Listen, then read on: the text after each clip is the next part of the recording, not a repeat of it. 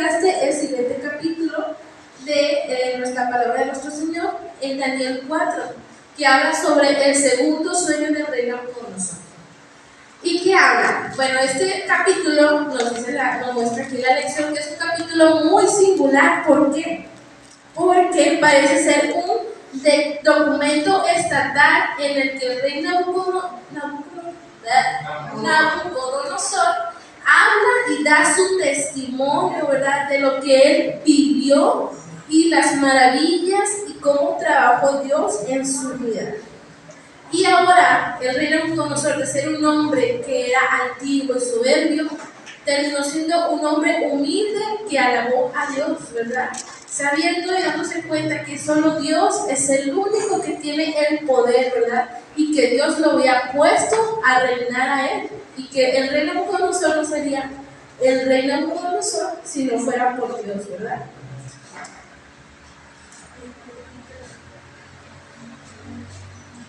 Y más o menos alguien me puede decir de qué trataba este segundo sueño del rey Nabucodonosor. Sobre un árbol gigante sobre el que árboles llegaban y dentro de él se podían Ok, ¿alguien más que pueda darle continuidad? Bueno, así como decía mi hermano Miguel, el rey Nabucodonosor, Dios le dio un sueño, ¿verdad?, en el que se imaginaba un árbol grande, frondoso, que la copa llegaba hasta el cielo. Y pues ¿quién era el árbol? Donde los animales y las aves estaban debajo de ese gran árbol, pues era Nabucodonosor, ¿verdad? Era la gloria que tenía Nabucodonosor y que te iba a ser cortada, ¿verdad? Un vigilante decía, mandaba a que cortaran ese árbol, pero no completamente. Pero ya grandes rasgos decíamos que, bueno, da Daniel interpretación, mandan a hablar nuevamente a Daniel para que interprete este sueño y dice, rey, pues en términos generales va a haber una locura temporal, ¿verdad?, en tu vida, y vas a perder el reino por 7 tiempos, es lo que he mostrado, ¿verdad? Y es como la manera en que Dios trabajó en la vida del rey Nabucodonosor. Muchas veces Dios trabaja en nuestra vida de diferentes maneras, ¿verdad? Y para que el rey Nabucodonosor pudiera ser convertido, pudiera ser, haber cambiado, ¿verdad?, ese parecer y darle la gloria a Dios, tenía que pasar por eso. Pero después, algo que me llamó mucho la atención ahí en la lección, en el capítulo 26, es la pregunta que son unos versículos, dice, compare las declaraciones de Nabucodonosor con las de Salomón en Proverbios 18. Y me encanta porque dice, uno de los Proverbios, antes del quebrantamiento es la soberbia y antes de la caída la altivez del espíritu. Entonces, la altivez y la soberbia solo van a traer humillación a nuestra vida, ¿verdad? Entonces siempre hay que, Dios es justo y siempre tenemos que tener un corazón humilde y saber que lo que somos, sea mucho, sea poco, ¿verdad?, es por la gracia de Dios. Después, por el año 539 a.C., ahora reina Belsasar. Hay muchas discrepancias de que era, si era hijo de Nabucodonosor o otros que eran nieto, ¿verdad? Y aquí la lección nos explica que Nabonido era el padre de Belsasar, ¿verdad? Por así decirlo, que era como nieto del rey Nabucodonosor, ¿verdad? Y nos dice que Nabonido y Belsasar eran regentes, ¿verdad? Eran los dos, estaban como que encargados de dirigir lo que es el imperio de Babilonia. Pero ¿qué pasa? Nabonido cae, ¿verdad? Es derrotado por los medo-persas. Y pues, ¿sí creen que hace el rey Belsasar? Pues una gran fiesta, ¿verdad? No, pues embriaguez total, descontrol total, ¿verdad? En vez de haber una humillación en su corazón, pues lo que hace es una gran fiesta. Y en esa gran fiesta vemos que el rey Belsasar trae los vasos de la casa de Jehová que había tomado el rey Nabucodonosor. ¿Y qué hace con ellos? Los usa para beber vino y para alabar a las deidades paganas. Tremendo esto, la verdad.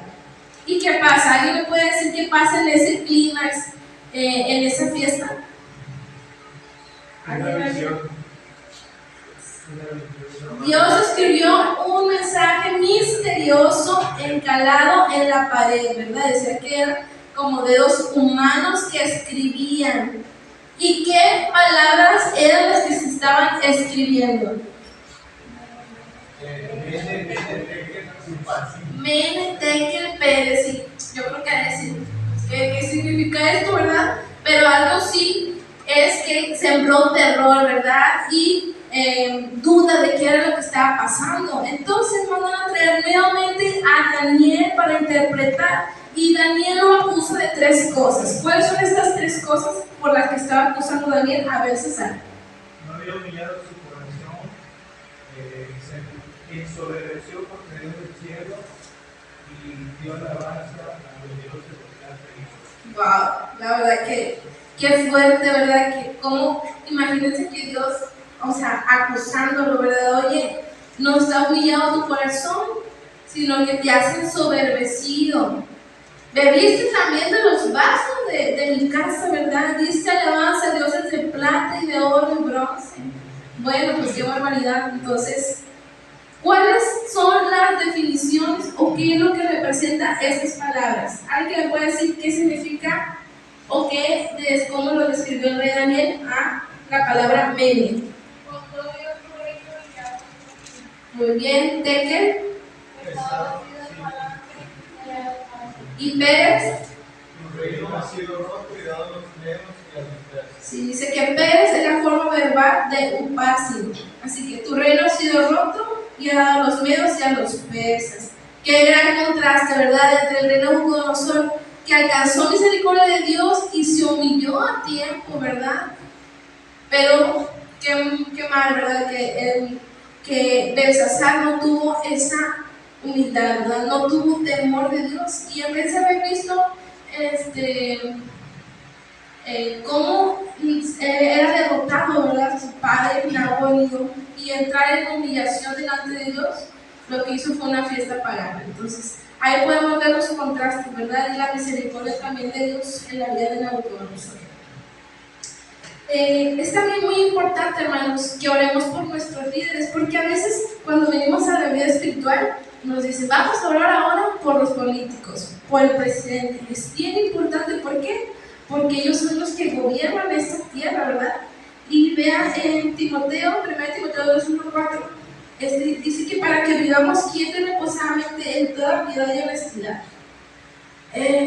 Es por la que debemos de nosotros orar por nuestros líderes. Y ya casi por último, ¿verdad? Vemos después que cae el imperio babilónico con los medos y persas y entra a gobernar Darío. También hay discrepancias de que si Darío era un título de honor o realmente se llamaba Darío, o que era el mismo siglo, ¿verdad? Pero la palabra de Dios dice que ahora gobernaba Darío en el trono. Entonces, antes se acostumbraba que no llegaba Darío y ponía a gobernar a su propia gente, sino que agarraba y tomaba de la gracia de las personas que ya estaban a cargo, que ya tenían cargos, que ya gobernaban, ¿verdad? Para tener una más fácil, ¿verdad? Más ganar la cooperación de las personas.